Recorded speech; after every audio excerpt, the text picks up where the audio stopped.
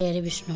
दोस्तों, आज के इस वीडियो के माध्यम से आप सभी सुनेंगे कामदा एकादशी व्रत कथा। कथा के अनुसार प्राचीन काल में एक भोगीपुर नाम का नगर था। यह नगर इतना समृद्ध और वैभवशाली था कि वहाँ के लोग हमेशा सुख और शांति से रहते थे। इस नगर के राजा थे पुंडरीक। राजा पुंडरीक बहुत ही धर्मात्मा, दयालु और प्रजा के हित में सोचने वाले थे। उनके राज्य में कोई भी दुखी नहीं था।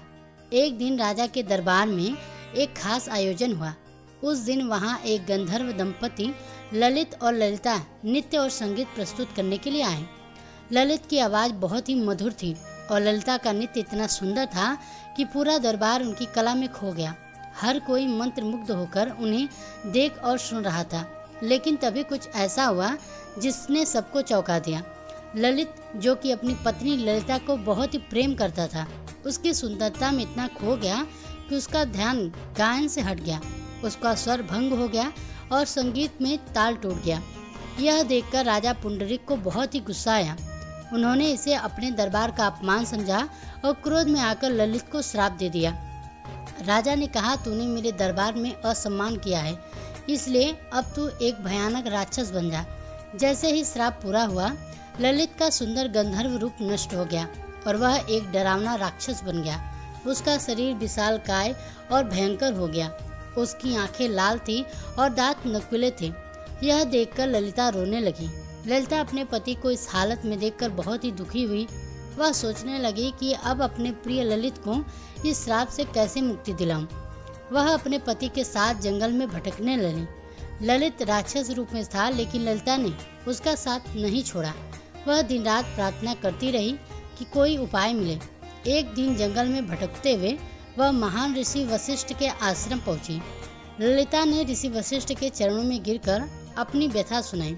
उसने कहा कि हे महर्षि, मेरे पति को राजा पुंडरीक के श्राप से राक्षस बनना पड़ा। वह पहले एक सुंदर गंधर्व थे, लेकिन अब उनकी यह हालत हो गई है कि वह चल भी फिर भी नहीं पाते। कृपया मुझे कोई उपाय बताइए जिससे कि मेरे पति को इस श्राप से मुक्ति मिले। वशिष्ठ ऋषि ने ललिता को भक्ति और दुख देखकर कहा, पुत्री, तुम्हारा दुख मुझे समझ आया। अब चैत्र मास के शुक्ल पक्ष की एकादशी आने वाली है।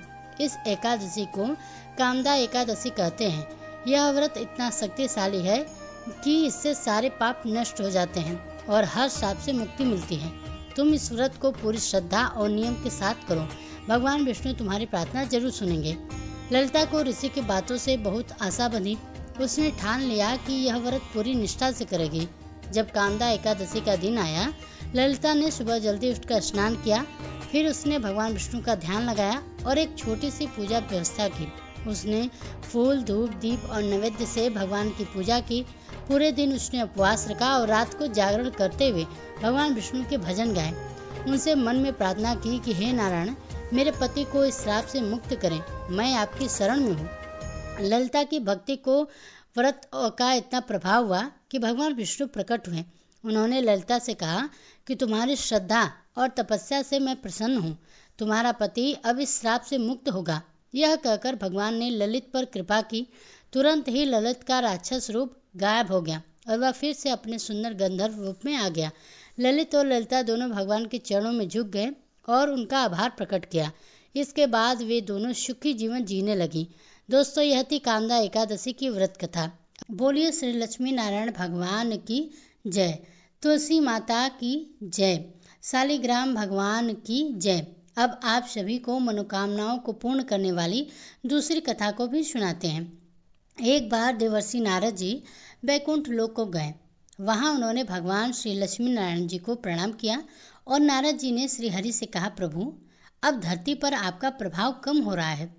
धर्म पर चलने वालों को कोई अच्छा फल नहीं मिल रहा है। जो पाप कर रहे हैं उनका भला हो रहा है।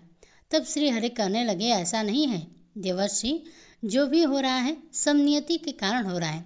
श्री हरि की बात को सुनकर नारद जी बोले, प्रभु, मैं तो देखकर आ रहा हूँ कि पापियों तो बहुत अच्छा फल मिल रहा है, लेकिन भला करने वाले और धर्म के रास्ते पर चलने वाले लोगों को बुरा फल मिल रहा है। उन्हें दुख भोगने पड़ रहे हैं। भगवान ने कहा, देवर्षि, कोई ऐसी घटना बताओ जिससे तुम्हें यह लग रहा हो। नारद जी कहने लगे, प्रभु, अभी अभी मैं एक जंगल से आ रहा हूँ। वहाँ पर एक गाय दलदल में फंसी हुई थी।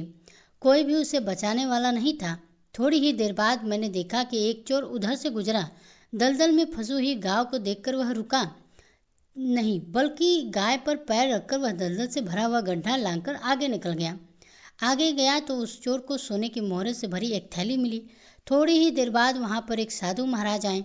उन्होंने उस गाय को दलदल में फंसा देखा तो गाय को बाहर निकालने की पूरी कोशिश की और पूरी ताकत लगाकर आखिरकार उस गाय को निकाल लिया।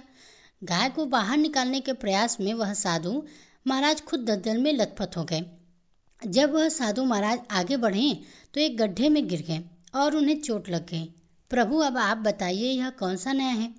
नारद जी की पूरी बात सुन लेने के बाद श्री हरि बोले, देवर्षि, यह सही हुआ। जो चोर गाय पर पैर रखकर भागा था उसकी किस्मत में तो खजाना था, लेकिन उसके इस पाप के कारण उसे कुछ मोहरे ही मिल पाए। वहीं उन साधु महाराज को गड्ढे में इसलिए गिरना पड़ा क्योंकि उनके भाग्य में उस समय मृत्यु लिखी हुई थी। लेकिन एक गाय को बचाने के कारण, दलदल से बाहर निकालने के कारण उनके पुण्य और अधिक बढ़ गए और उनकी मृत्यु बस एक छोटी सी चोट में बदल गई। इंसान के कर्म से ही उसका भाग्य तय होता है देवर्षि, इसलिए अच्छे कर्म करना कभी भी नहीं छोड़ना चाहिए। श्री हरि की बात को सुनकर देवर्षि नारद मुस्कुराते हुए और प्रभु को प्रणाम करते हुए नारायण नारायण कहकर प्रभु की रचाई हुई सृष्टि की अन्य लीलाएं देखने के लिए चल पड़े। तो प्रेम से बोलिए श्री लक्ष्मी नारायण भगवान की जय। अब सुनिए एकादशी माता की कथा। इस कथा को सुनने से ही एकादशी का व्रत पूर्ण माना जाता है। श्रोताओं, एक बार एक बूढ़ी माँ ने एकादशी का उपवास रखा।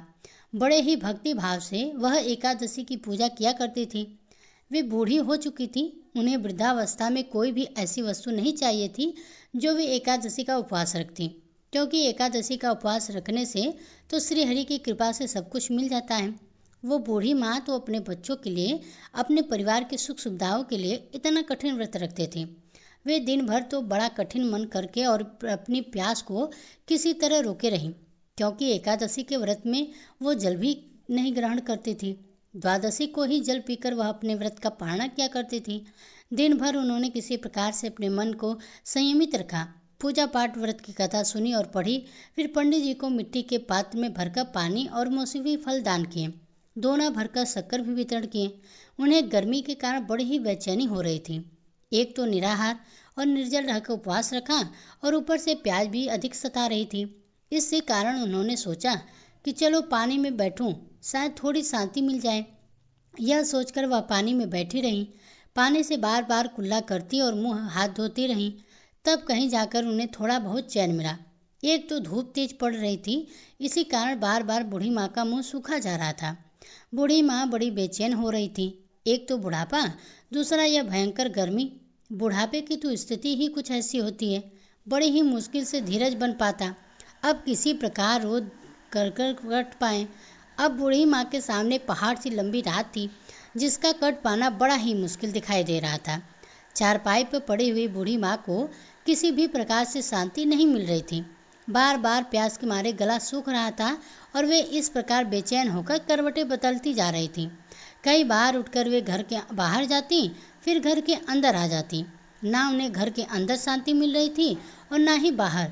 वे पड़ी पड़ी एकादशी माता को याद करती रहीं और मन में कहती रहीं, हे माता, आप मेरी लाज रखिएगा, आप ही मुझे शक्ति दीजिएगा ताकि मैं भली भांति आपका व्रत कर सकूं और यह पहाड़ सी रात सुकून से बिता सकूं। प्यास के कारण बूढ़ी माँ की बेचैनी तो बढ़ ही रही थी। उन्होंने धैर्य रखने का बहुत प्रयास किया, लेकिन आखिरकार उनकी सहनशीलता की सीमा टूट गई और वे घबराकर प्यास के मारे एकदम से चिल्ला पड़ी, बचाओ बचाओ। बूढ़ी माँ का चिल्लाना सुनकर उनके परिवार के सभी सदस्य उनके पास इकट्ठा हो गए और बूढ़ी माँ की चारपाई के पास पहुँच गए।